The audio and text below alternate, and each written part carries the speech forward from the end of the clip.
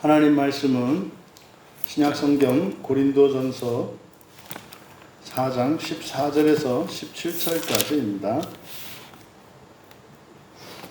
우리 같이 한 목소리로 함께 읽겠습니다.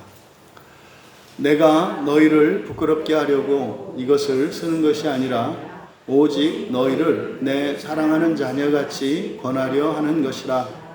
그리스도 안에서 일만 스승이 있으되 아버지는 많지 아니하니 그리스도 예수 안에서 내가 복음으로써 너희를 낳았음이라. 그러므로 내가 너희에게 권하노니 너희는 나를 본받는 자가 되라.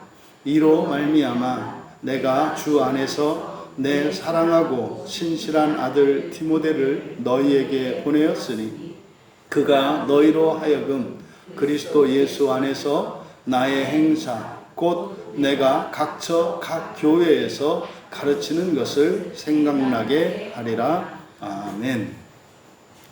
나의 모방자가 되라 라고 하는 제목으로 말씀의 은혜를 나누고자 합니다. 설교의 제목이 나의 모방자가 되라. 그래서 본문에서는 나를 본받는 자가 되라 이렇게 되어 있는 것을 원문 그대로 이제 번역을 한 것입니다. 이 본문도 많은 분들이 이제 좀 오해하고 있고 또 잘못 가르치는 경우도 있습니다. 그래서 본인의 그 의도와 다르게 성경과 다른 그런 가르침으로 교인들이 받게 되어서 오히려 여기서 나의 모방자가 되라. 우리말 성경을 기준으로는 나를 본받는 자가 되라 라고 하는 이 말씀의 핵심은 사실은 일치거든요. 예수 그리스도 안에 일치를 말하는 것인데 그것이 아니라 이게 잘못 적용이 되고 잘못 이해되어서 나를 그래서 마치 바울 사도가 교인들의 모범이 되어서 자신을 따르라고 하는 것처럼 그래서 바울 자신을 닮도록 요구하는 그런 말씀으로 이해되어서는 안 됩니다. 이래서 사실상 이것이 이제 잘못 오해되면 개교회주의, 그래서 한 기독교 안에 있으면서도 서로 타협할 수 없고 연합은 그만두고 타협조차 할 수 없으며 오히려 적대적이기까지 한 이상한 모양새가 나오는 것이 이런 말씀들을 이제 잘못 적용하기 때문입니다. 그래서 여기서 설교 제목을 나의 모방자가 되라 라고 할 때 이것은 사실은 일치에 대한 말씀이다. 이것을 먼저 여러분들이 염두에 두시고 이 말씀을 함께 나누었으면 합니다.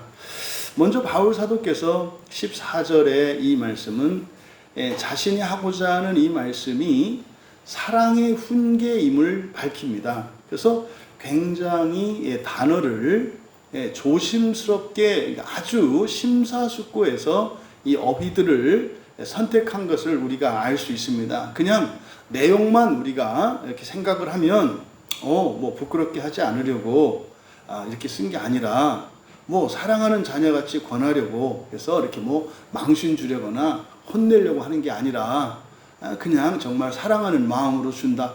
근데 여러분들이 어릴 적에 혼나보신 분들은 알 것이고 또 여러분들이 자녀들을 혼내봤을 때 그걸 알 겁니다.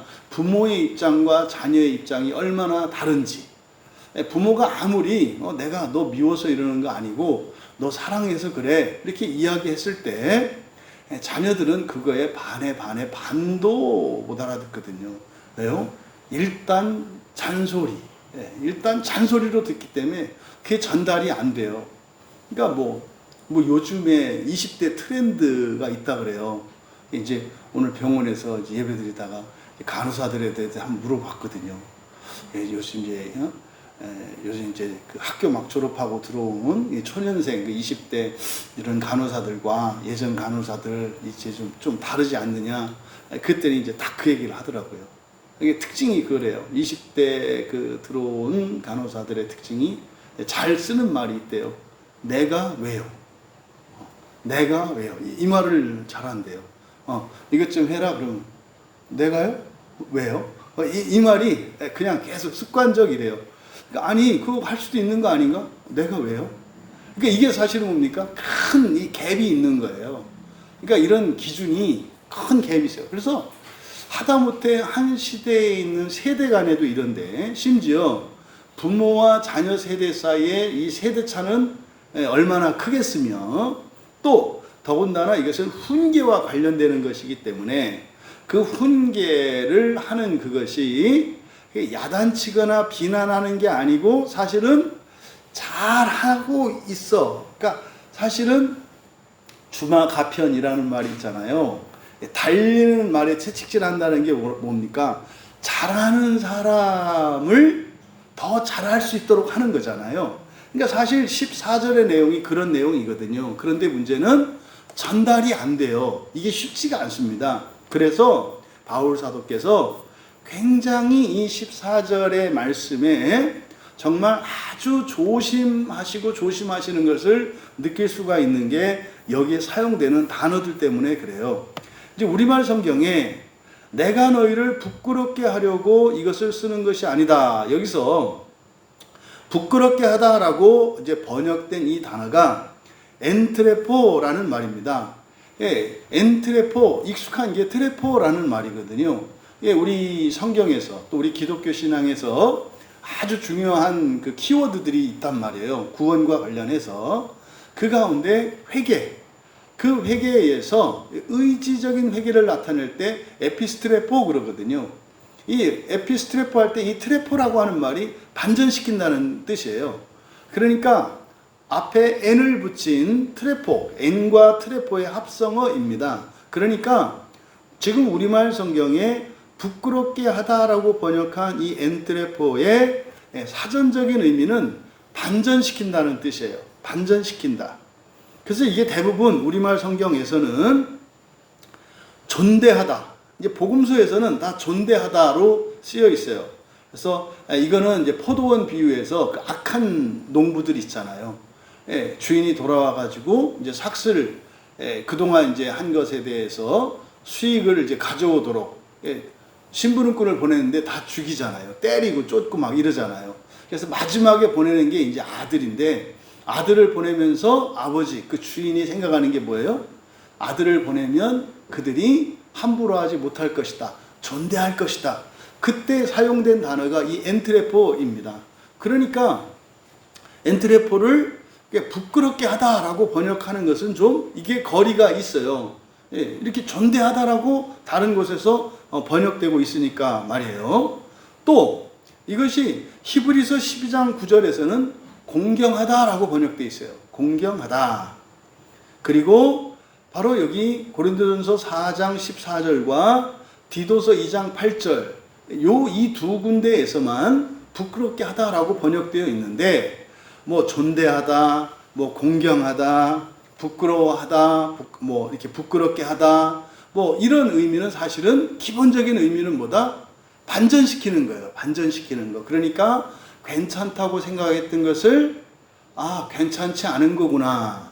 그런데 이게 사실은 회개의 의미거든요. 근데 회개는 아닌 거예요. 그러니까 이게 무슨 말인지 좀 와닿으십니까? 잘못한 건 아니야. 그런데 조금 고쳐야 돼 이런 뜻이에요. 네, 잘못한 건 아니야. 좀 고쳐야 돼. 근데 여기서 부끄럽게 하려고 쓰는 것은 아니래요 또. 그러니까요. 그것도 아니야. 그러니까 보세요. 완전히 잘못돼서 고쳐야 돼. 이건 회개예요. 근데 그건 아니더라도 조금 잘못됐어. 네, 그래서 뭐 아주 잘못됐다고 할 수는 없는데 조금 좀 개선할 필요가 있어. 그러니까 이게 엔트레포라는 말이에요.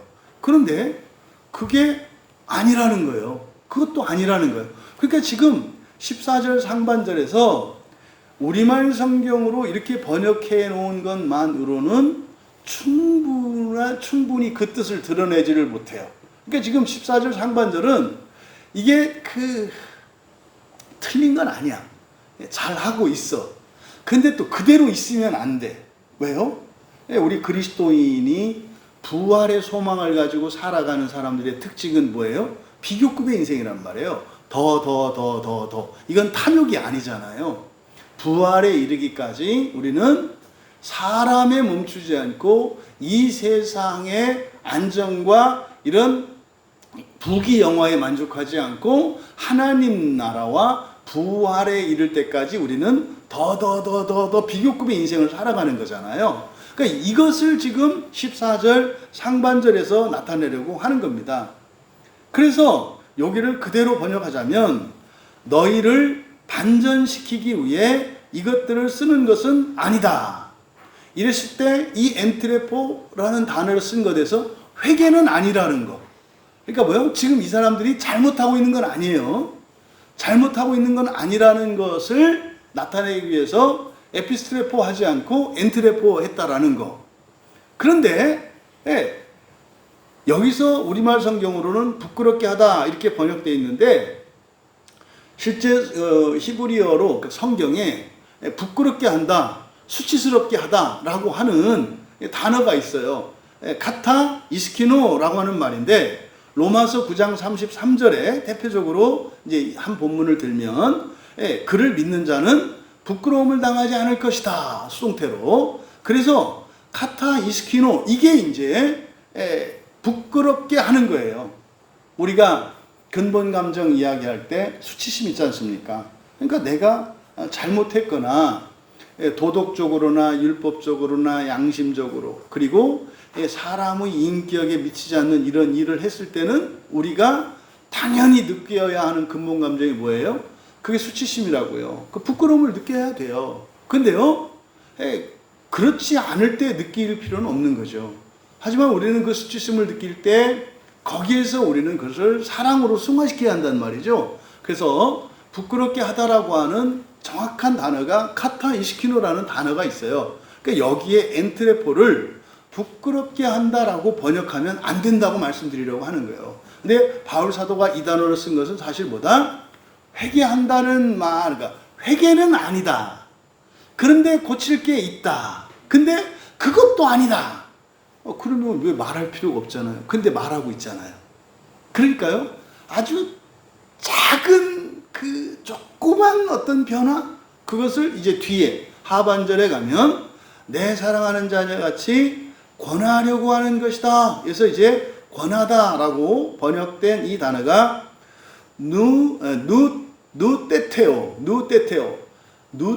누스하고 티테미가 합쳐진 말이에요. 누스는 지성이잖아요.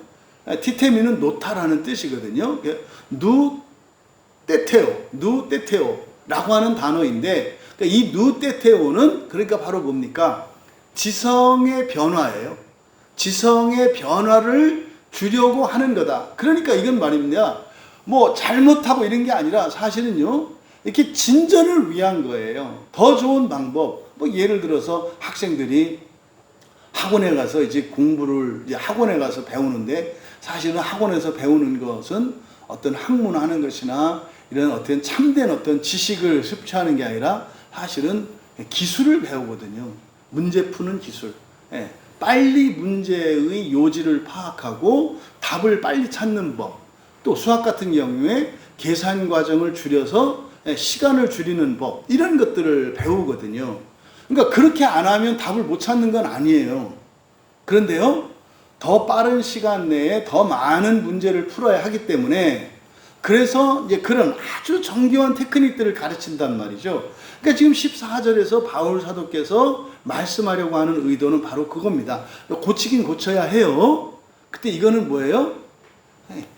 뭐라고 하는 거 아니다 이 말이에요. 그러니까 이거를 지금 표현하는데 이렇게 조심하고 있어요. 이렇게 조심하고 있어요. 그럼 여기서 이제 한번 우리들이 누군가를 훈계할 때 얼마나 우리가 투박하고 얼마나 그렇게 성의 없이 하는지 알 수 있어요. 그리고 여기서 너희를 사랑하는 자녀 같이 이렇게 되어 있잖아요. 같이라고 번역한 이게 이제 호스인데 여기서는 동격으로 봐야 합니다. 그래서 같이라고 하는 이것은 직유법은 그것은 아니거든요. 당신은 장미꽃 같습니다. 그러니까요, 뭐 이쁘긴 이쁜데 장미꽃처럼 그렇게 이쁘지는 않다는 거예요. 그러니까 이제 뭐 굳이 호박꽃이냐 장미꽃이냐 하면 장미꽃 쪽에 이렇게 속하기는 하는데 그게 51%인지 70%인지는 몰라요. 그래서 같다라고 하는 직유법은 사실은 유사성을 나타내지 동질성을 나타내진 않거든요. 근데 여기에 사용된 호스라고 하는 이 부사는 똑같은 동격으로 봐야 한다. 그러면은요, 자녀예요, 자녀. 그냥 자녀로 번역을 해야 해요. 왜? 그래야 이 14절에 들어있는 바울 사도의 그 마음에 부합해요. 그래서 14절을 그대로 직역해서 불러드리면 그렇게 됩니다. 내가 너희를 반전시키기 위해 이것들을 쓰는 것이 아니라 내 사랑하는 자녀인 너희를 훈계하기 위한 것이다. 그러니까 여러분, 여기서 지금 사실 바울 사도에게 고린도 교회의 모든 성도들은, 그러니까 그 교회 자체는 누구다? 사랑하는 자녀라고 말하고 있어요. 이것은 하나님께서 이 세상의 모든 그리스도인들에게 주시는 말씀이고, 이 세상에 있는 모든 교회에 주시는 말씀이에요. 사람들은 우습게 볼지 몰라도, 또 사람들은 그 교회가 문제가 있느니 없느니 뭐 이렇게 할지 몰라도, 정상적인 교회는 하나님이 그 모든 교회들을 향하여 그렇게 말씀하세요. 이 세상에 있는 모든 교회는 나의 사랑하는 자녀들이다. 여러분, 누가 하나님의 자녀들을 그렇게 비난하고 흠잡고 모자라다고 할 수 있습니까? 물론 하나님 자녀된 교회가 때로는 이 지상에 있는 동안은 절름발이 같고 문둥병자 같고 거짓말장이 같고 악한 자와 같을 수 있어요. 그런데 말입니다, 중요한 것은 이 땅에 있는 모든 교회는 바로 하나님이 사랑하시는 자녀들이다 라고 하는 것을 절대로 잊어서는 안 됩니다.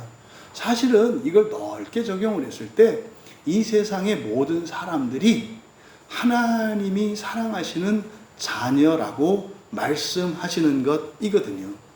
그러니까 바울 사도께서 이 편지에서 하는 책망들과 여러 말씀들이 나오는데, 이걸 니들 잘못했다고 뭐라는 게 아니라 뭐 하는 거다? 더 잘할 수 있도록 하기 위한 것이다. 이것을 14절에서 말씀한 것이다. 이어 15절에서 놀라운 말씀을 합니다. 바울 사도가 14절에서 너희들은 나의 사랑하는 자녀다 그랬잖아요. 그런데 그러면 나는 누가 되는 거예요? 이제 부모가 되는 거잖아요. 그런데 15절에서 자신을 스승이자 아버지라고 말씀합니다. 스승이자 아버지라고. 15절에 우리말 성경에는 번역이 되어 있지 않지만 이제 앞에서 14절에서 뭐라 했습니까? 너희는 뭐다? 그러니까 내 사랑하는 자녀인 너희를 훈계하기 위한 것이다. 그래서 왜냐하면 만에 하나, 예안, 가르 이렇게 해서 왜냐하면 만에 하나 이렇게 돼요. 왜냐하면 만에 하나 너희가 그리스도 안에서 만명의 교사, 스승 좋습니다. 만명의 교사를 가질지라도 많은 아버지를 가지지는 못한다. 그러니까 지금 우리말 성경은 그리스도 안에 1만 스승이 있을 때 아버지는 많지 아니, 그래서 너희와 여기에서 말하는 아버지와 스승의 이 연결고리가 좀 약해요, 번역이. 그대로 직역을 하면 가지다, 가지고 있다라고 하는 에코, 영어의 have죠. 그 동사를 사용하고 있는데 그대로 직역하면 왜냐하면 만에 하나 너희가 그리스도 안에서 만명의 스승을 가질지라도 많은 아버지를 가지지는 못한다. 왜냐하면 그리스도 예수 안에서 복음을 통해 내가 너희를 낳았기 때문이다. 그러니까 15절에서 말씀하는 바는 그리스도 안에서, 다시 말해서 우리가 예수님을 믿을 때 우리들의 스승 역할을 할 수 있는 사람은 셀 수 없을 만큼 많다는 뜻이에요. 만명이라는 뜻은 히브리 사람들에게 있어서 또 성경에서 만이라고 하는 숫자는 절대수, 무한수를 나타내요. 그러니까 사람으로는 사람이 헤아릴 수 없는 수, 뭐 대표적인 거, 바닷가에 모래알을 우리 셀 수 없잖아요. 근데 한정은 되어 있잖아요. 무한하진 않잖아요. 그리고 하늘의 별도 우리가 이렇게 헤아릴 수는 없습니다만 한정되어 있잖아요. 이럴 때 나타내는 수가 만이라고 하는 숫자거든요. 그러니까요, 있을 수 없죠. 그렇게 많지는 않죠. 그래서 접속사 애한을 쓴 거예요. 애한은 실현 불가능한 조건이나 가정을 나타낼 때 쓴다 그랬잖아요. 근데 뭐 그렇다 치자 이 말이에요. 사실은 뭐 1만 스승을 가질 수 있어요. 나는 원하지 않는 스승이야. 근데 주변 사람들이 다 자기가 스승이라고 생각해. 그래서 나보다 자기들이 다 낫다고 생각하면 세상 모든 사람들이 내 스승인 거지. 근데 나는 인정하지 않지만 본인들은 그렇게 생각하지. 그래서 교사 되지 말라라고 하는 게 이제 뭡니까? 네가 뭐 좀 더 안다고 생각하지 말라는 거예요. 그래서 뭐 이제 가정하자면 그렇게 1만 명의 스승을 가질 수는 있어. 그런데 아버지는 많지 않다 이렇게 번역되어 있습니다만 많은 아버지를 가지지는 못한다. 여러분, 스승은 많을 수 있어요. 스승은 많을 수 있어요. 그리고 다다익선이라고 할 수 있어요. 물론 이제 스승이 어떤 스승이냐에 따라 다르겠습니다만 사실은 많은 스승을 가지고 있는 것은 아주 좋은 거예요. 그렇다 하더라도 아버지는 하나예요. 스승은 많을 수 있지만 아버지는 하나. 그러니까 이것은 바울 사도가 고린도 교회와 자신의 관계를 무엇으로 나타내고 있는 거예요? 스승이면서 아버지다 이 말이에요. 스승이면서 아버지다. 자신의 정체성을 이렇게 나타내는 겁니다. 그런데 바로 자신이 스승이면서 아버지라고 했잖아요. 왜 스승이면서 아버지인가? 그 이유를 하반절에서 설명하는 겁니다. 왜냐하면 우리말 성경에는 많지 아니하니 여기 끊으시고 거기에 왜냐하면이 생략되어 있는 거죠. 그리스도 예수 안에서 복음으로써 그랬는데 접속사 디아 뭐뭇을 통하여 도구의 의미로 쓰일 수 있거든요. 말미암아 통하여. 그러니까 복음으로죠. 복음을 통해 내가 너희를 낳았기 때문이다. 그러니까요. 스승이면서 아버지가 되는 어디서? 그리스도 안에서. 그리스도 안에서 스승이면서 동시에 아버지가 되는 것은 어떻게 하는 거라는 거예요? 그리스도 예수 안에서 복음을 통해 낳았을 때, 그리스도 예수 안에서 복음을 통해 내가 낳았을 때, 그러면 나는 누가 되는 거예요? 그 사람에게 스승이자 아버지가 된다는 거예요. 이게 이제 대학생 그 선교단체 CCC라고 하는 단체가 있잖아요. CCC에서 이렇게 영적인 부모 관계로 맞거든요. 부모 자식 관계를 이렇게 맺어요. 이게 바로 바울 사도께서 말씀하셨던 고린도전서 4장 15절의 이 말씀에 부합하는 거예요. 그러니까 여러분들이 누군가를 예수 그리스도 안에서 복음을 통해서 그분들을 낳았다면, 낳았다는 게 뭐겠어요? 그 사람들이 정말 예수님을 믿고 또 여러분과 같이 되었을 때, 여러분과 같이 되었다라고 하는 게 뭐겠습니까? 예수를 믿고 부활의 소망을 위하여 살아가게 되는 걸 말해요. 그러면 그 사람과 나의 관계는 어떤 관계가 된다? 나의 사랑하는 자녀와 나는 그에게 바로 스승이자 아버지가 된다는 것을 말씀하는 겁니다. 그러니까요, 세상에 많은 스승이 있을 수 있습니다. 그리고 또 아버지도 있을 수 있습니다. 그런데요, 스승이면서 아버지가 되는 경우에는 어디에서만 가능해요? 예수 그리스도 안에서만. 그리고 무엇으로 그렇게 될 수 있어요? 복음을 통해서. 복음을 통해서. 그리고 어떻게 해야 돼요? 낳아야 돼요. 낳아야 돼요. 그러니까 낳아야 된다라고 하는 것은 낳는 것을 우리가 딱 생각할 때 뭡니까? 오랫동안에 이 뱃속에서 키우는 10개월간의 오랜 그 돌봄의 시간이 있잖아요. 그 다음에 마지막에 낳는 산고의 진통이 있잖아요. 이게 낳는 거거든요. 낳는 것은 10개월의 임신 기간을 거쳐서 마지막 처절한 그 고통을 통해서 낳는 전체의 과정을 나타낸다고요. 그러니까 그리스도인이 스승이자 아버지가 되는 과정은 굉장히 많은 위험이 도사리고 있고, 거기에는 엄청난 인내와 헌신과 수고와 그로 인해 겪어야 하는 모든 불편과 고통과 어려움들이 다 들어가 있는 거예요. 그러니까 스승이 될 수는 있어요. 스승이 될 수는 있어요. 그런데 스승이면서 아버지가 되려고 하면 나아야 되는데 여기까지는 안 가는 거죠. 그래서 바울 사도는 자신을 다른 많은 이들, 이런 사도들이나 또 다른 선지자들이나 교사들이 많이 있지만 그들 전체, 그들은 다 선생이다 이거죠. 스승이다 이거죠. 스승 맞다. 고마운 분 맞다. 은혜 입은 분 맞다. 그런데 아버지는 아니다. 그래서 아버지는 하나야. 그래서 교회에서 담임 목사는 하나인 거예요. 그래서. 그러니까 그럼 담임 목사는 어떤 사람이어야 하는 거예요?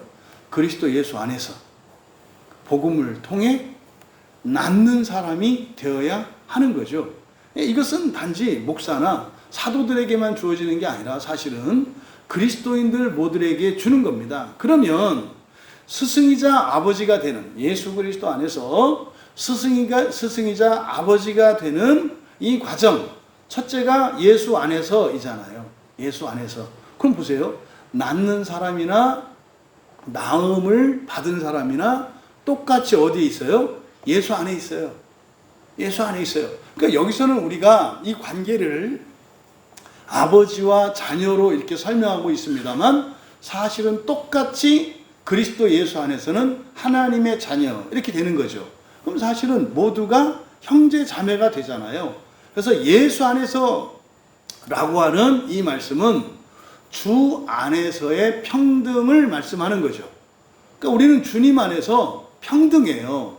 조심할 것은 평등하다 그러니까 모든 게 다 평등하다. 그래서 이거를 정치나 사회 제도로 만들어 가지고 공산주의를 만든 거 아니에요. 공산주의가 추구하는 게 뭡니까? 모두 똑같다. 근데 그거는 이미 1991년에 끝났어요. 실험이. 안 된다. 그런 건 없다. 이게 역사적으로 증명이 됐어요. 그게 뭡니까? 소련 소비에트 연방이 무너진 거예요. 그건 아니다. 끝났다고요. 끝났다고. 지금은 공산주의는 역사 속에 실험을 마쳤어요. 이거는 거짓 명제다. 이게 끝났단 말이에요. 이게 지금도 이 사람들이 이미 끝났다고 증명이 된 이 공산주의, 사회주의 이념을 가지고 장사 속으로 돈벌이 하는 사람들이 이 나라에 굉장히 많아요. 왜? 국민들이 무식해서 그래요. 국민들이 무식해서. 근데 사실은 무식하기보다는 감정에 사로잡혀서 그래요. 거짓 감정에 사로잡혀서 그렇게 똑똑한 사람들이 이미 역사적으로 검증이 끝난 공산주의, 사회주의 이념을 지금도 붙들고 있어. 그런데요, 그거 주창하는 사람들, 실제로 공산주의나 사회주의 이념을 믿거나 실현하는 사람들 아니에요. 배운 게 도둑질하고 그거밖에 공부해 놓은 게 없으니까 교묘하게 그것을 가지고 사람들을 선동을 해서 마치 자신들이 그렇게 공동의 이익을 추구하는 사람인 것처럼 속여요. 국민들을. 어떻게? 감정을 막 격앙시켜서. 근데요, 문제는 우리나라 지성인들이 그렇게 많이 동조한다는 거예요. 근데 여러분, 끝났어요. 그는. 그래가지고 그거를 모두 똑같아요. 예? 북한만 보세요. 김일성, 김정은, 예? 이 사람들이 북한 일반 주민들하고 똑같이 삽니까? 말도 안 되는 소리잖아요. 평양하고 평양 바깥에는 다른 나라래요. 예? 평양은 그래도 좀 건물도 번듯하고 옷이라도 좀 있고 끼니라도 때운대요. 가스도 들어오고 전기도 들어오고 수도가 있대요. 근데 바깥에 그 평양 바깥으로만 나가도요, 이거는 말할 수 없는 비참한 삶이 있대요. 뭐가 같이 평등해요? 아니 그런 거짓말을 왜 믿냐니까요. 예? 그러니까 우리나라에서도 그런 거 얘기하려면 어떻게 해야 돼요? 자기들 재산 먼저 다 내놔야 되고요. 자기 자식들 전부 다 그냥 낮은 이렇게 근로자여야 해요. 대학도 보내면 안 돼요. 그런 사람들은 왜? 자기가 진짜 그런 신념을 갖고 있다면 자기 자식들은 그냥 몸으로 일해서 땀 흘려 일하는 것이 최고니까 그냥 육체 노동자로 키워야 된다니까요. 근데요, 그 사람들이요, 자식들 다 미국 유학 보내요. 가장 자본주의의 첨단이라고 하는 미국으로 지 자식들은 다 보내고, 지들은 몇십억 몇백억짜리 보세요. 한 10년 만에 재산이 50억 늘었네, 60억 늘었네. 여러분 화나지 않으시나요? 그 말이 안 되는 거잖아요. 이게 뭐다? 이게 자꾸 평등이라는 말을 오해하기 때문에 그래요. 교회 안에서 우리가 주 안에서 평등이다라고 할 때 한정적인 거예요. 여기서 주 안의 평등은 뭐다? 여러분, 지체로서, 다시 말해서 각 사람이 몸의 지체로서 평등한 거예요. 지체로서 평등하다는 게 전부 손이어야 된다, 발이어야 된다, 눈이어야 된다, 심장, 이걸 말하는 게 아니에요. 우리는 전체보다 몸이신 예수 그리스도의 한 지체다라는 점에서 같다 이 말이에요. 그럼 여러분, 심장의 기능과 방광의 기능이 같아요? 다르잖아요. 더 중요한 기능을 하는 게 있고요. 그러니까 없으면 안 되는 기능도 있고요. 없어도 되는 기능이 있어요.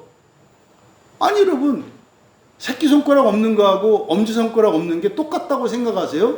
말도 안 되는 생각하지 마세요. 엄지손가락 하나가 없으면 이 엄지손가락은 네 손가락 전체를 쓸 수 있게 하는 거라서 이게 없으면은 그냥 하나가 돼서 손구시를 못해요. 그러니까요, 그 하늘의 영광, 별과 달도 그 밝기가 다르잖아요. 달라요. 모든 게 같다고 얘기하지 않아요. 뭐다? 지체로서의 평등이라고. 지체로서의 평등. 근데 그 지체로서 할 때 지체 안에는 뭐가 있다? 상이성이, 다름이 있어요. 가치의 크기도 다르고요. 크기와 규모도 다르고 달라요. 모든 걸 똑같이 가면 안 된다 이 말이에요. 교회 안에서 사회적으로 성공한 사람과, 그래서 열심히 도덕적으로 산 사람과 그냥 무책임하게 막 살았던 사람이 교회 안에서 같아요? 달라요. 그런 사람들은 정말 도덕적이고 열심히 살았던 사람은 어떻게 해야 돼요?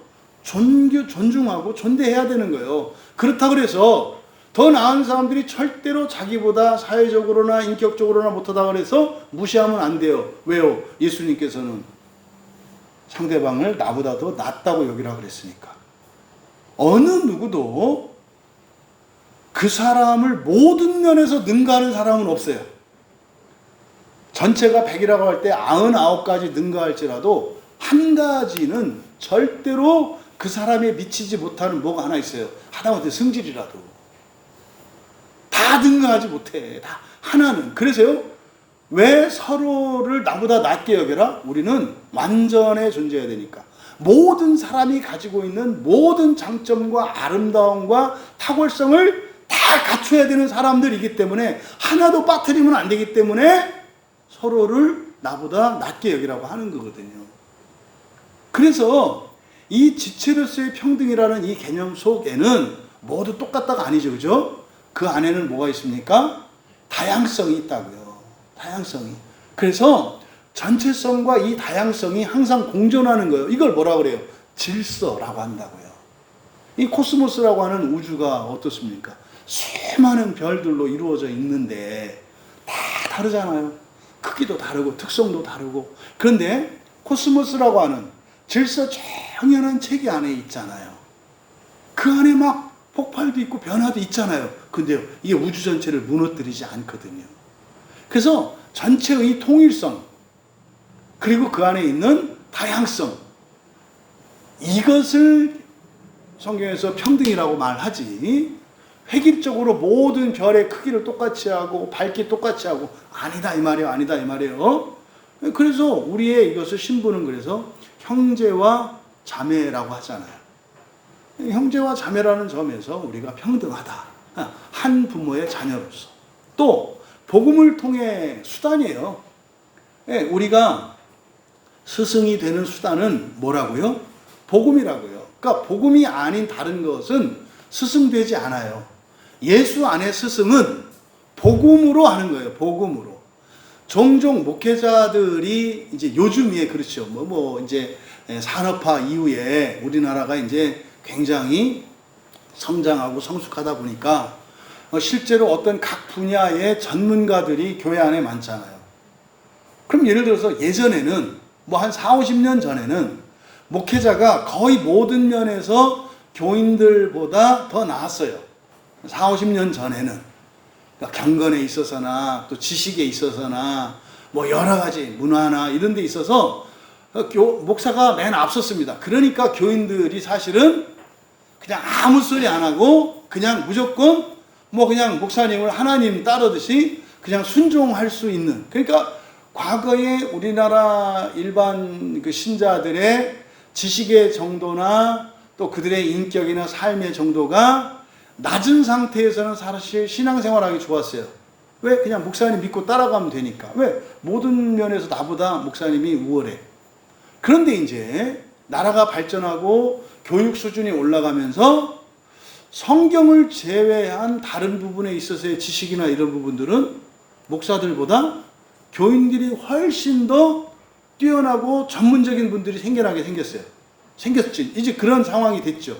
그러다 보니까 이제 목회자들이 성경 이외의 다른 것에 대해서 잘 모른단 말이에요. 특히 뭐 돈 버는 법이라든지 뭐 이런 일반 일상에 대한 모르잖아요. 근데 그게 목사들을 부끄럽게 할 이유가 전혀 없거든요. 왜요? 목사들이 스승이 되는 수단은 딱 하나거든요. 뭐예요? 복음이라고. 복음이니까 성경이거든요. 그런데 이제 교인들이 이제 시험에 드는 경우가 있어요. 그러니까요, 어떤 분야의 지식에 대해서 이렇게 부정확한 지식을 갖고 있어, 목사가. 그러니까, 저걸 잘 모르는 거 보니까, 목사님 잘 모르네. 그러면 성경도 모를 수 있겠네. 이게 이제 사실은 이제 큰 시험 중에 하나입니다. 누구? 이제 교만한 사람들의. 그러면 이런 다른 지식은 예수 안에서 스승되는 도구가 아니라는 거. 이걸 잊으시면 안 돼요. 그럼 마찬가지입니다. 교인들끼리도 서로가 서로에게 은혜를 끼칠 때 그것은 무엇이어야 해요? 복음이라고요. 복음이라고. 그래서 최소한 교회 안에서 믿음의 가정 안에서는 이 복음이 절대적인 수단이 되어야 하는 거예요. 복음의 핵심은 뭡니까? 부활이에요. 부활 중에 첫째 부활입니다. 그리고 하나님 나라. 이 세상에 태어난 우리가 어디에서 살게 되어 있다? 하나님 나라에서 살게 되어 있다. 왜? 하나님이 그렇게 정해 놓으셨으니까. 그리고 하나님이 사람으로 오셔서 그것을 이미 다 이루셨으니까.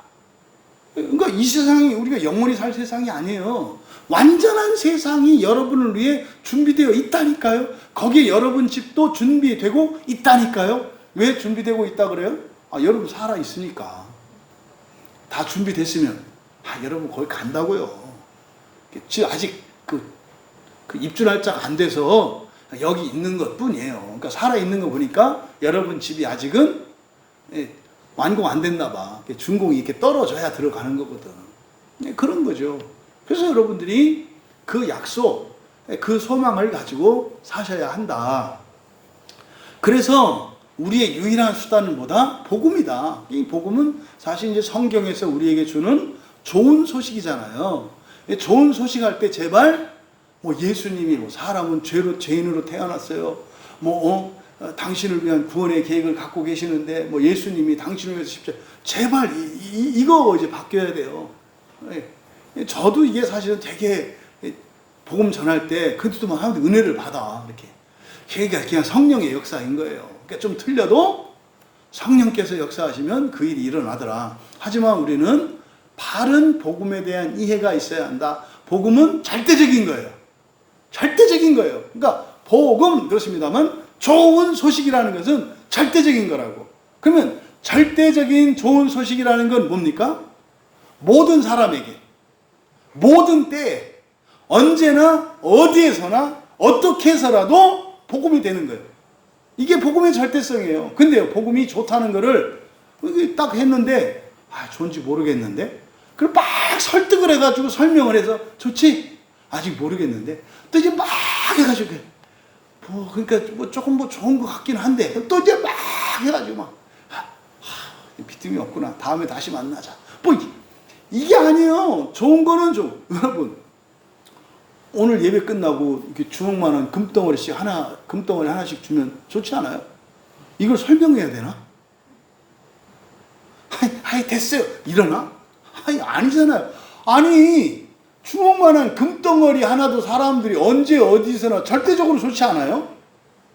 금덩어리 하나. 근데 어떻게 하나님이 주신 복음이 그렇게 뭘 복잡하고 설명해야 되니? 그러니까 좀 이상한 거잖아요.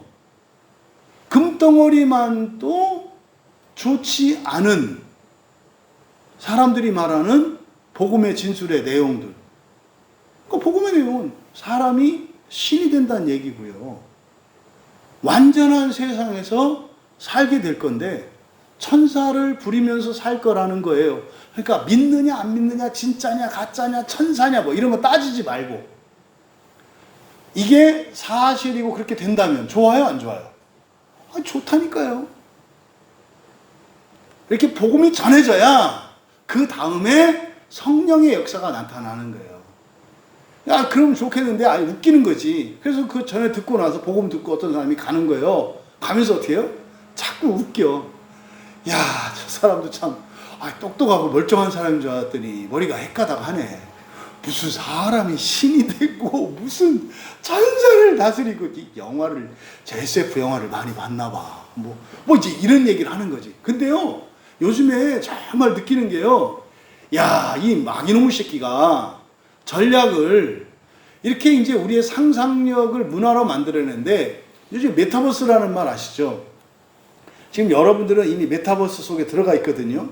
10년 뒤에 어떤 일이 일어날지 몰라요. 지금 이렇게 우리 만나기도 하잖아요. 10년 뒤에요, 이렇게 현장에서 모이는 교회는 절반 이하로 줄어들지도 모를 것 같아요. 왜냐하면 이게 메타버스가 되면 그래요. 메타버스가 메타 유니버스거든요. 메타는 뭐뭐 후예라는 뜻이고, 우주 후예. 여러분, 우주 후예, 세상 후예가 어디예요? 하나님 나라잖아요. 하나님 나라를 이 사람들이 어떻게 하겠다는 거예요? 가상세계 속에 실현하겠다는 거예요. 그러니까 지금 메타버스, AI 이런 모든 것들이 추구하는 거는 기독교에서 말하는 하나님의 나라, 기독교에서 말하는 부활을 사람의 지혜와 기술로 만들겠다고 지금 하는 거예요. 그러니까 보세요. 메타버스를 긍정하고 믿는 사람들은 무신론자라면 이해가 돼. 근데 오늘날 그리스도인이 말이죠, 오히려 메타버스에 더 대응할 준비를 해요. 교회 안에서조차. 아니 여러분, 우리가 하나님 나라를 준비하는 곳이고 부활을 준비하는 곳이지 무슨 이 세상의 유행을 따라가는 데가 아니잖아요. 근데요, 지금 여러분들이 지금 SNS 다 쓰시잖아요. 인터넷으로 메일 다 주고받잖아요. 홈쇼핑 하시잖아요, 여러분들. 지금 이게요, 시작이에요. 이미 여러분들이 메타버스 안에 들어와 있다고요. 여러분이 어떤 사람을 만나서 돈을 주고 물건을 사지 않았잖아요. 가상 공간 속에서 주고받았는데 그게 오잖아요. 그러니까요, 두 세상이 공존해요. 여러분의 컴퓨터 속에서 주문을 넣었고 거기서 물건이 거래가 성사됐는데 실제로 오잖아요. 그러니까 내가 물건을 주문해서 받았어. 현실이죠. 근데 주문의 과정과 이 모든 유통의 과정이 이 안에서 일어나죠. 두 세계가 이제 점점 통합되어 가요. 그럼 이거 끝에 가면은요, 옛날에 그 나왔던 그 매트릭스라는 영화가 있어요. 매트릭스는 사람이 뭐예요? 그냥 배터리가 되는 거예요. 발전기가 되는 거예요. 사람이. 사람 몸에는 열도 만들어내고 동력원이 되잖아요. 뭐 하면? 이런 자양분만 공급해주면 탄수화물과 단백질, 지방 이런 필수 아미노산 이런 것들을 공급해주면 사람 몸은 신진대사를 일으키고, 신진대사를 일으키면 여기서 에너지가 만들어지잖아요. 이거를 전기 에너지로 바꿔서 컴퓨터를 돌리는 사회. 그게 매트릭스라고 하는 영화가 미래 예측된 사회예요. 그게 사실은 메타버스에 대한 결정판인 거예요. 그러면 나는요, 보세요. 여러분들이 지금은 손으로 만지고 물을 마시고 음식을 먹고 맛보잖아요.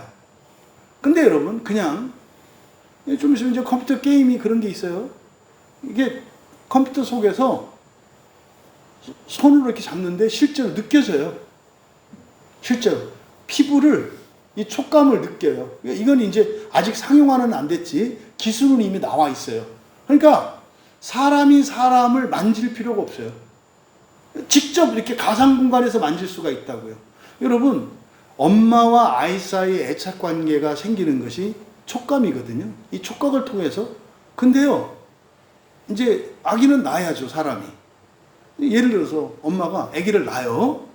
근데 이 아기를 직접 자기가 키우는 게 아니라요, 여기에 이제 인터넷망을 전부 신경으로 연결시켜서 아이는 딴 데 있는데, 인큐베이터에 들어가 있는데, 나는 상상으로 말하자면 가상 공간에서 내가 아이를 키우는 것처럼, 내 진짜 아기는 저쪽 인큐베이터 안에서 컴퓨터가 키우고 있고요. 나는 이렇게 가상 세계 속에서 아이를 안고 있어요, 내가 젖을 먹여요.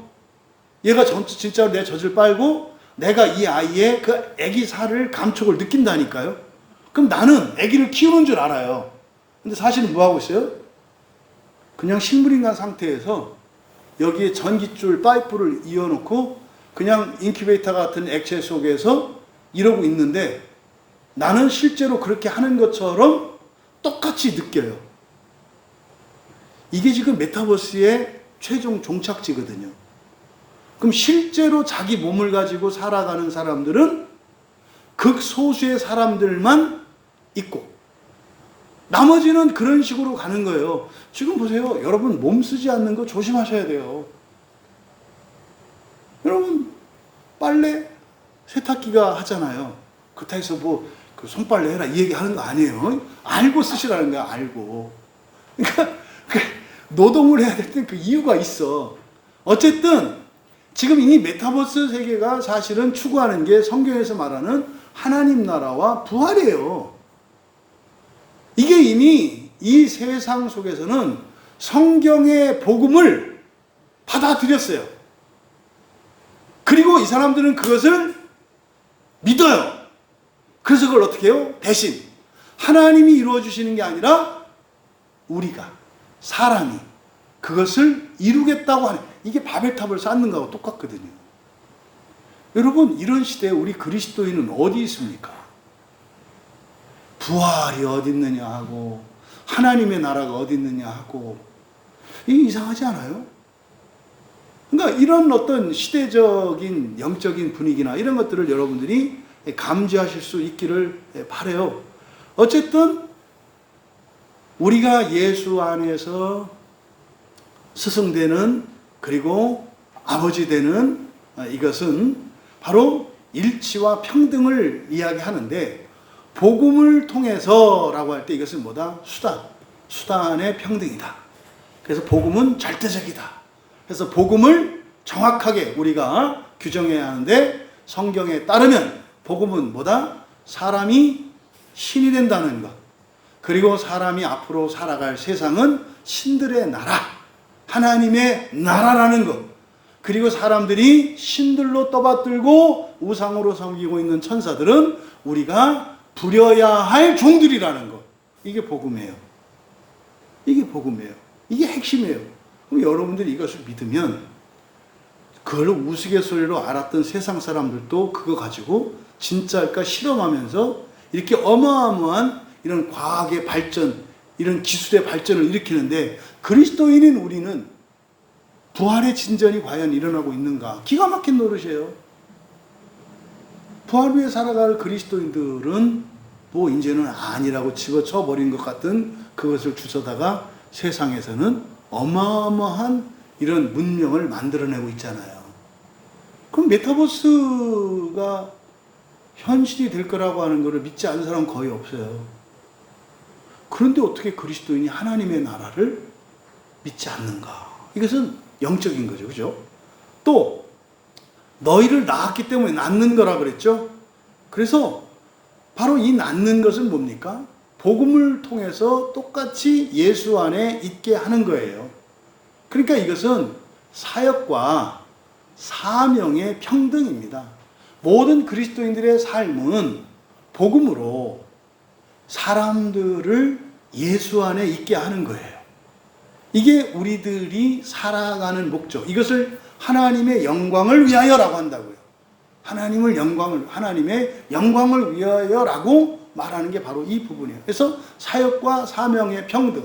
그러니까 15절에서 스승이자 아버지 되는, 사실 그리스도인의 정체성을 말하는 거예요. 이것은 주 안에서의 평등, 그리고 복음의 평등, 그리고 사역과 사명의 평등을 말한다. 이거에 있어서는 모든 그리스도인들이 일치를 이루어야 돼요. 복음이 뭡니까? 같아야 하고요. 왜 사십니까? 이 사명과 사역이 일치해야 되는 거고요. 그리고요, 우리는 주 안에 있기 위한 평등. 그러면은 이게 일치하면 다른 것이 전혀 문제가 되지 않아요. 이어 이것을 이제 히브리 전통에서는 말씀의 아들이라고 하죠. 말씀의 아들. 뭐 몇 번 말씀드렸잖아요. 그렇죠? 만 15살이 되면 그때 이제 성경을 가지고 시험을 치른다고요. 그랬을 때 말씀의 아들이 돼요. 그러니까 내 아들이 아니야. 말씀의 아들이야. 이게 이제 이 개념에서는 뭡니까? 예수 그리스도 안에서죠. 그 말씀이 뭡니까? 복음이죠. 낳는 거죠. 그래서 비로소 이 아이가 15년 전에 태어났지만 말씀의 아들이 되는 것은 만 15살이 되어서 그때까지 성경을 다 외우고 이렇게 했을 때 비로소 말씀의 아들이 돼요. 그러니까 이게 지금 바울 사도께서 내가 너희를 낳았다라고 하는 그 말이죠. 이건 사실은 하나님이 예수님에게, 또 예수님이 사도들에게, 사도들이 자기의 제자들과 교인들에게, 또 교인들이 또 다른 이들에게, 이게 계속 되어야 하는 거죠. 이게 전수되어야 하는 거죠. 그리고 이제 16절에서는 나의 모방자가 되라 이렇게 말씀해요. 그러므로 내가 너희에게 권하노니. 여기서 그러므로는 뭐겠습니까? 내가 이렇게 해서 예수 안에서 복음을 통해 너희를 낳았으므로죠. 예수 안에서, 그리스도 예수 안에서 복음을 통해 너희를 낳았으니, 그러니까 낳았으므로 내가 너희에게 권한다. 여기서 이제 권하다라고 번역한 말이 파라칼레오거든요. 파라칼레오가 뭐 권하다, 권면하다, 뭐 옆에서 변호하다, 여러 가지 의미를 쓸 수 있어요. 파라칼레오는 파라, 옆에, 주변에서, 칼레오, 소리를 내서 외친다는 거거든요. 그러니까 이거는 다양한 의미로 번역할 수가 있어요. 근데 여기서는 위로하다라고 번역하는 것이 적절해요. 왜냐하면 14절에서 지금 바울 사도께서 주시려고 하는 이런 교훈들이 잘못했다고 책망하는 것이거나 틀렸으니까 고쳐야 된다, 이런 게 아니라는 거예요. 뭐요? 더 진전을 위해서, 더 성장하기 위한 것이, 요걸 말하기 때문에 이것을 뭐 권한다, 권고한다 이렇게 얘기해도 뭐 별 문제는 없겠습니다만은, 사실은 뭐 이걸 굉장히 조심스럽게, 그래서 이거를 위로한다라고 해야 돼요. 위로한다라고 하는 것은 사실은 그 사람을 이렇게 도와주고 복돋아 주려고 하는 거 아니에요. 그래서 파라칼레오를 여기서는 위로하다라고 번역을 하는 것이 적절하겠다. 그러므로 나는 너희를 위로한다. 그럼 보세요. 지금 고린도 교회의 교인들을 바울 사도는 아버지가 사랑하는 자녀에게 글을 쓰는데, 이 글의 목적은 뭐라는 거예요? 위로한다는 거예요. 위로하는 거니까, 고린도 교회는 잘못된 교회입니까? 어쨌든 지금 힘들고 어려운 상태에 있어서 도움이 필요한 상태라는 겁니까? 도움이 필요한 상태예요. 잘못된 거, 그런 의미가 아니라는 거죠. 그래서 너희는 나를 본받는 자가 되라. 그대로 너희는 나의 모방자가 되라. 그러면 나는 누굽니까? 바울 사도의 위치는 아버지의 위치고, 지금 고린도 교회의 위치는 어디라는 거예요? 자녀의 위치라는 거죠. 그래서 14절에 내 사랑하는 자녀 그랬잖아요. 테크논이거든요. 테크논. 요한 사도가, 우리가 요한 서신에서 볼 때 요한 사도만 쓰는 단어가 있다고 그랬잖아요. 테크니온. 테크니온은 뭐예요? 말귀 못 알아듣는 거고요. 절대적으로 도움을 받아야 하는 상태예요. 그러니까 볼까요? 요한 서신에서 수신자였던 요한 공동체, 그 교회와 여기 고린도 교회의 수준이 어떻게 돼요? 현재 편지의 수준만 놓고 보면 여기는 잘한 교회예요. 요한 공동체의 교인들은 테크니온이에요. 젖먹이들이거든요. 근데 여기는요, 맑기 알아듣는 애들이에요. 이해되시나요? 그러니까 이 고린도 교회를 어떻게 보고 있어요? 요한 공동체보다 훨씬 더 낮게 보고 있어요. 조금 더 잘한 것으로 보고 있다는 것을 여러분들이 염두에 두셔야 돼요. 그래서 그동안 우리들이 이 고린도 교회, 이 고린도전서를 읽으면서 우리들의 잘못된 전제와 편견이 있어요. 이 고린도 교회는 어떤 교회다? 틀려먹은 교회다. 잘못된 교회다. 바울은 그렇게 말하고 있지 않아요. 그렇게 말하고 있지 않아요. 하지만 그들이 사실은 온전하지 못한 외부에서 들어온 잘못된 이런 세상의 지식, 인본적인 지식들로 인해서 고통을 겪고 있죠. 고통이 뭡니까? 분열이에요. 바울은 지금 고린도 교회 분열을 잘못이라고 지적하는, 그 분열한 것을 놓고 말하는 게 아니라 바울 사도는 무엇을 보고 얘기해요? 분열로 인해서 겪는 고통에 초점을 맞추고 있어요. 그러니까 자녀들이 잘못했을 때 부모들이 자칫 잘못하면 그 잘못을 놓고 정죄할 때가 있어요. 그때 진정한 주 안에 있는 스승이자 부모된 자는 어떻게 하는 거예요? 잘잘못보다 먼저 그들이 겪고 있는 그 고통에 먼저 마음이 창념되는 것이 진정한 그리스도 안의 부모들의 마음인 거예요. 그러니까 여기서 위로한다. 그런데 나의 모방자, 그러니까 너희는 지금 어떤 상태예요? 테크논의 상태야. 테크니온은 아니야. 영아도 아니야. 테크니온도 아니야. 조금 더 컸어. 테크논의 상태야. 하지만 아직 청년이 되지는 않았어. 그러니까 나를 따라와. 나를 따라와. 이런 거죠. 여기서 나의 모방자가 되라. 현재 명령형으로서 현재 명령은 지속성이에요. 그러니까 우리는요, 계속해서 모방자가 되어야 해요. 그럼 여러분 조심할 것이 이 본문이 앞서 말씀드린 것처럼 사도 자신을 닮으라는 게 아니에요.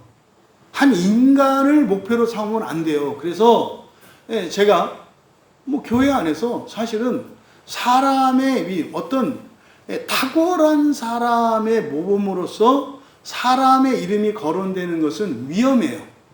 부작용이 커요. 그걸 겪고 있는 게 사실은 초대교회들이거든요. 사람의 교회가 돼요. 바울교회, 아볼로 교회, 이렇게 예수교회, 이런 식으로 나뉘는 일들이 일어나요. 오늘날 교단이 어디서 갈려요? 사람들의 이름에서 갈리잖아요. 칼빈을 따르고 웨슬레를 따르고 루터를 따르고 교황을 따르고 여기서 갈리잖아요. 그러니까 지금 이미 이 성경 안에 바울 사도께서 이 16절에서 나의 모방자가 되라고 하는 이 현재 명령의 명령을 통해서 사실 그런 위험성들을 미리 이렇게 대비했거든요. 그러니까 이 성경을 곧이곧대로 안 듣는 거죠. 그러니까 자기 소견에 옳은 대로 진짜로 바울처럼 가라. 지금도 거의 바울 천지라고 봐도 과언이 아니에요. 지금 우리나라가 아니라 지금 이 시대, 요즘 시대의 기독교의 주류가 지금 바울 신학이거든요. 바울을 추구하는 사람들이 굉장히 많아요. 근데 기가 막힐 일이죠. 여기서 나의 모방자가 되라는 것은 바울을 따르라는 게 아니에요. 나의 모방자, 이미테테스, 이거는 모방자라는 게 뭐겠어요? 바로 앞에 15절에 있는 내용이에요. 지금 바울은 자신을 누구로 말해요? 스승인 동시에 아버지로 얘기하잖아요. 그럼 스승인 동시에 아버지가 되는 건 뭐라 했어요? 그리스도 예수 안에서 복음을 통하여 낳는 거라 그랬잖아요.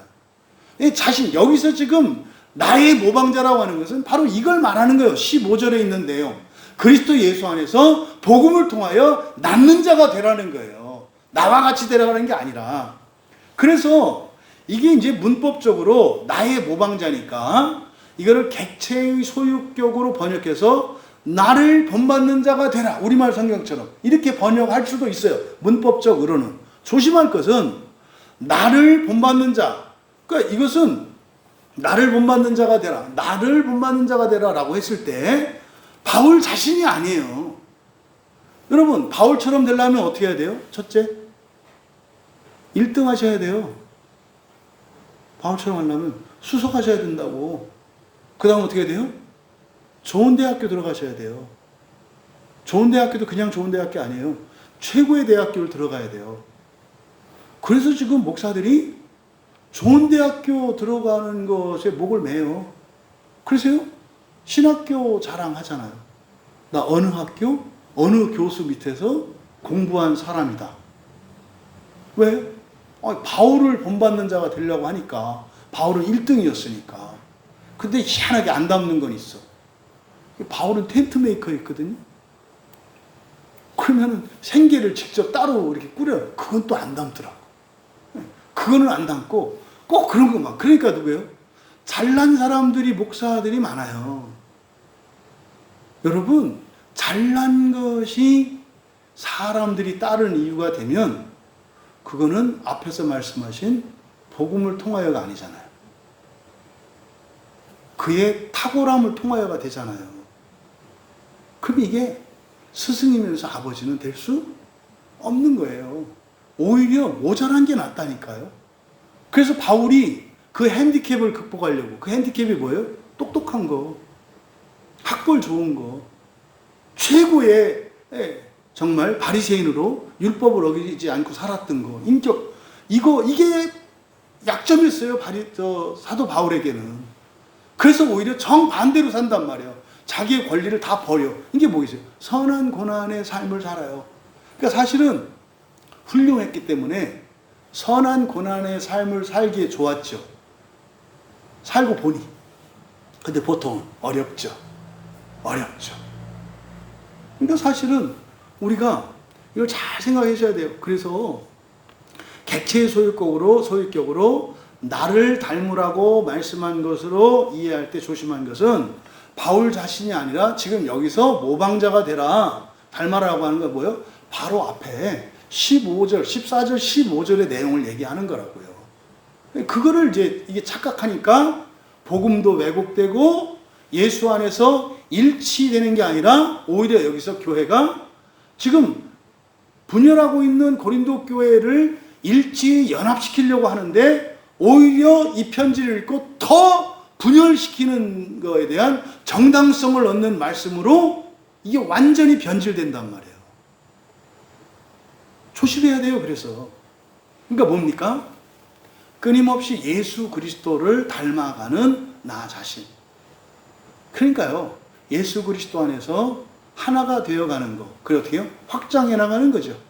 예수 그리스도 밖에 있는 사람들에게 복음을 전해서 그들로 하여금 예수 그리스도 안에 있게 하는 거. 그래서 그 복음의 영광과 유익과 기쁨을 누리게 하는 거. 이거죠, 이거. 그래서 이제 17절에 바로 바울의 증인 디모데를 등장시키는 거예요.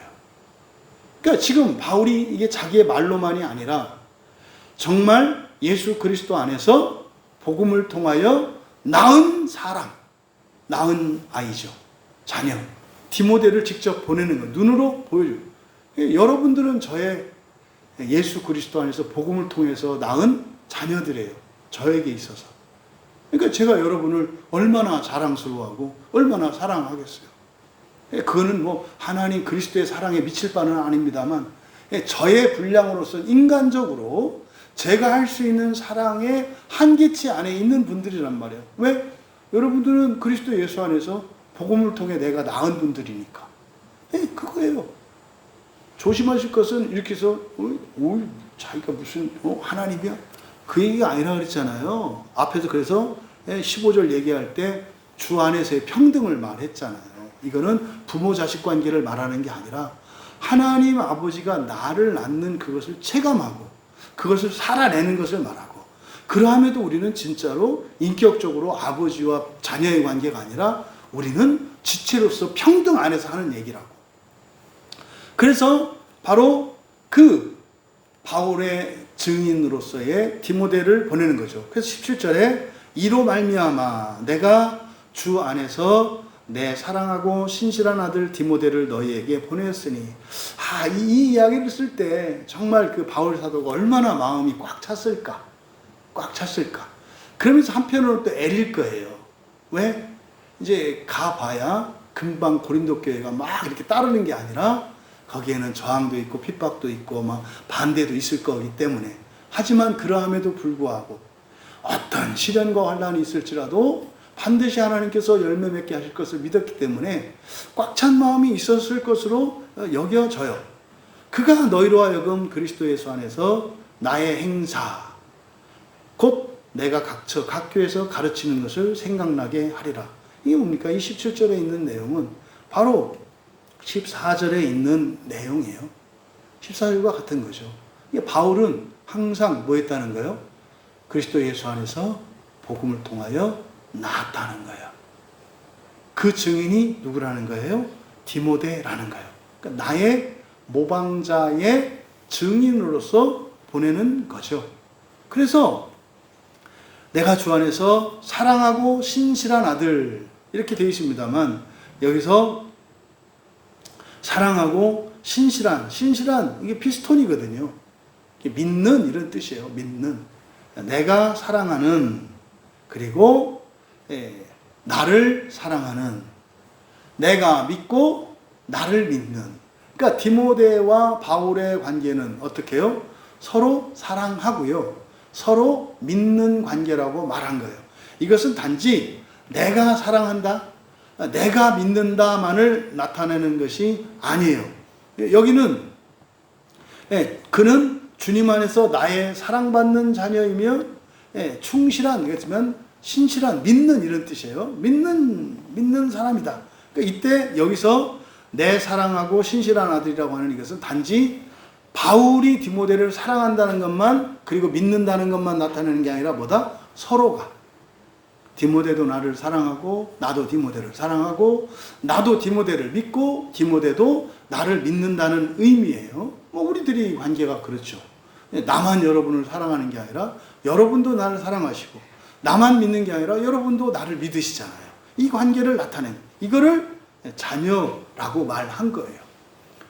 그래서 그는 그리스도 예수 안에서 나의 길들을, 그러니까 이게 행사라고 우리말 성경에는 나의 행사라고 되어 있습니다만 길이에요.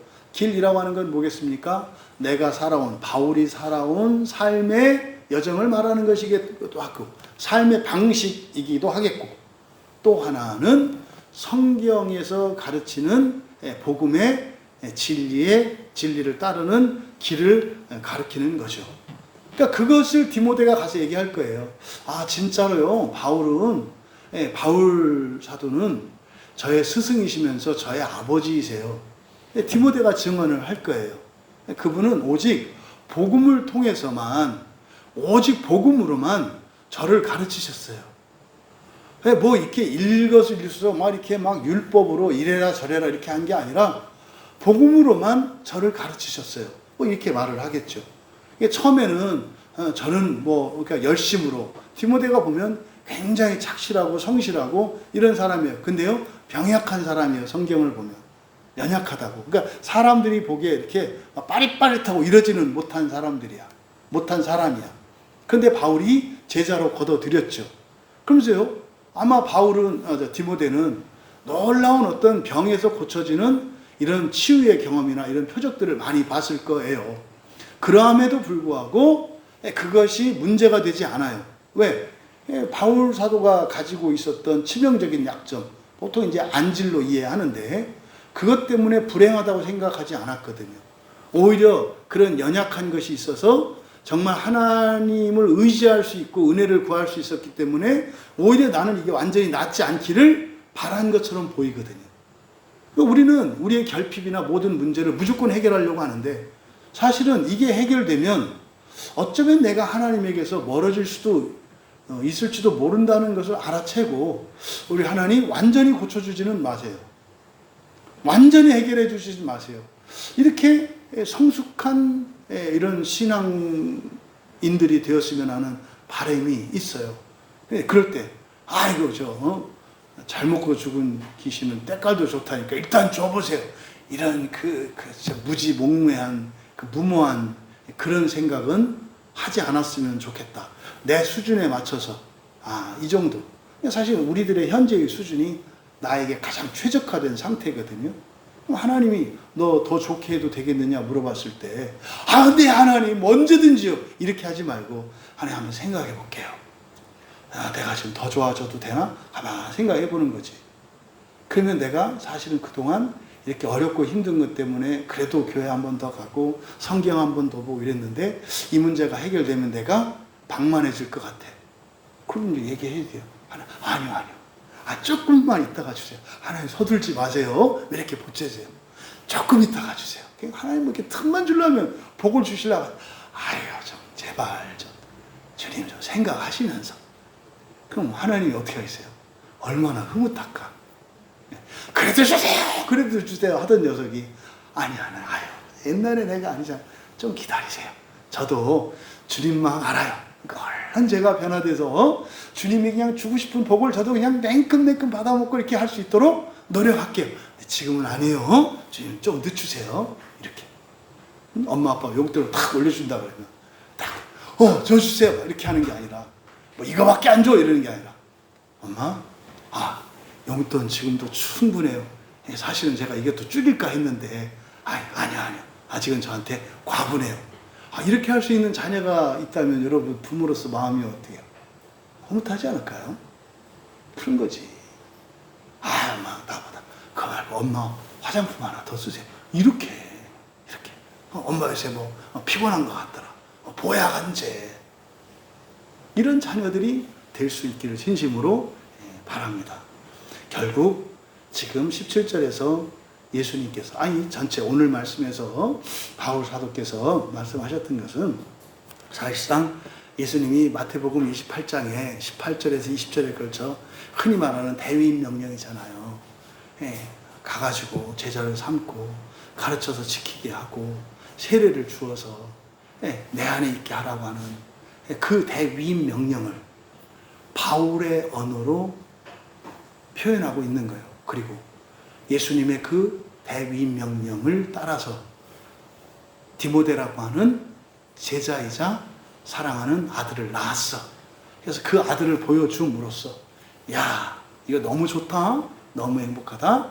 너희들도 거기서 치고받고 분열하고 이러지 말고 이제 뭐 해라. 너희들이 이제 아이를 낳는.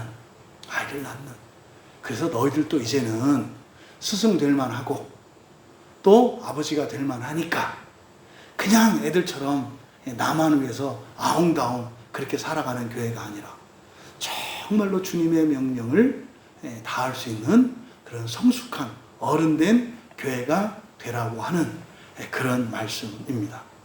여러분 오늘 말씀에서 바울 사도께서는 예수 그리스도 안에서 교회의 일치, 성도의 일치를 권고하고 있어요. 그런데 그렇게 되는 것이 사실은 무엇이라는 겁니까? 본인들 자신이 더 성장하고 성숙하는 거라는 거예요. 무엇으로? 스승되고 동시에 아버지가 되는 거예요. 자녀로만 있지 말고 뭐가 되라? 아버지가 되라. 부모가 되라. 그런데 스승이 되어야 한다. 또 부모만 돼서는 안 된다. 냅다 나놓기만 해. 이게 뭐죠? 냅다 전도해서 데리고 오는 거예요. 냅다. 그러니까 이게 예수 안에서 복음을 통하여가 생략되고 애들만 했다면 다 마귀 애들이야. 그 마귀 애들로 막 그냥 뭡니까? 바퀴벌레가 앓아가지고 막 태글태글한 것처럼 교회가 그런 모양이어서는 어떻게 되겠어요? 일치와 연합이 아니라 오히려 분열과 분쟁, 다툼으로 일어나지 않겠습니까? 그래서 여러분 오늘 말씀의 핵심은 바울 사도께서는 뭐한다? 예수 그리스도 안에서 교회의 일치, 성도의 일치를 아주 조심스럽게 말씀하고 있다. 아주 조심스럽게 말씀하고 있다. 왜? 그거 안 하는 게 나쁜 게 아니라 나쁘다고 말할 수는 없다. 왜? 지금 이들은 자녀로 성장했거든요. 성장했으면 그 다음에 힘이 생겼어. 그 다음은 뭐다? 일치해야 된다는 거예요. 근데 일치가 무엇으로 가능하다?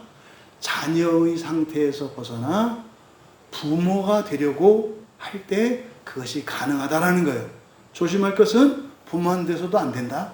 스승만 돼서도 안 된다. 스승이자 부모인 그런 교회, 그런 성숙한 신자들이 되라. 이것을 뭐라고 한 거예요? 나의 모방자가 되라. 뭡니까? 예수 안에서 복음으로 애 한번 낳아봐. 그러면 서로 그렇게 옳고 그르고 이렇게 아니라 자식을 키워보면 부모들끼리 하는 말 있잖아요. 자식 키워본 사람들은 남의 자식 뭐라고 할 수 없다. 없다. 어려움도 알고 고통도 있고 있습니다. 하지만 사실은 그런 것보다 그것을 능가하는 뭐가 있어요? 기쁨이 있어요. 그래서 이런 각양의 은사들과 하나님의 복과 은혜가 넘치는 이 고린도 교회의 분열의 원인을 무엇으로 진단하고 있는 거예요? 어린아이 상태에 머무르려고만 하기 때문이라는 거예요. 뭐가 되라? 스승이자 아버지가 되라. 이것이 나의 모방자 되라는 말씀이에요. 그러니까 바울이 말씀한 나의 모방자가 되지 않으면 교회가 일정 단계 수준에 이르게 되면 반드시 어떤 일이 일어나는 거예요? 분열과 다툼이 일어나고 세속화되고 쇠락의 길을 가게 된다는 거예요. 여러분, 우리 광야교회는 그런 쇠락의 길을 걷지 않았으면 좋겠고, 우리 광야교회에 속한 우리 모든 성도님들은 테크니온에서 테크논으로, 그리고 스승되고 아버지 되는, 그래서 하나님의 마음을 시원케 해드리고, 그리고 이 세상으로 예수가 확장되어 가는 그런 거룩한 일에 동참하는 거룩한 성도들 다 되시기를 주님의 이름으로 축원합니다. 우리 말씀을 생각하며 함께 기도할 때, 하나님, 정말 바울 사도께서 말씀하신 나의 모방자 되라. 어린아이 상태에서 이제 벗어나서 정말 어른 되고 그냥 어른만 되는 것이 아니라 복음을 통해서 예수 안에서 참된 스승 되고, 그리고 자녀를 낳는 부모 되기를 원합니다. 그래서 나의 변화를 통해 이 세상에서 예수 그리스도가 확장되게 하옵소서. 내가 확장될 때 그 밖에 있는 이들이 예수 안에 있게 하옵소서. 그들 또한 그들에게 나의 모방자 되라 말할 수 있는, 또 내가 낳은 그 열매로 기뻐할 수 있는 우리가 되게 하옵소서. 우리 같이 함께 기도합니다. 존귀하신 하나님, 이 세상을 사시고 순교하는 날까지 완전히 그리스도를 닮기 위하여 살았던 바울 사도께서 나의 모방자 되라고 하신 그 말씀은 우리들 또한 오직 한 분 그리스도 예수를 닮기 위하여 살아갈 것과, 그것이 실천적으로 저희들의 삶 속에 예수 그리스도 안에서 복음을 통하여 자녀들을 낳는 것임을 믿습니다. 또한 저희들이 이 말씀을 저희들의 말씀으로 받아들이고 결단하며 살아가 바울 사도의 그 말로 다 할 수 없는 그 기쁨과 감격을 누리게 하시고, 그것을 통하여 하나님의 영원한 기쁨에 참여케 하옵소서. 감사하며 예수님의 이름으로 기도하옵나이다. 하늘의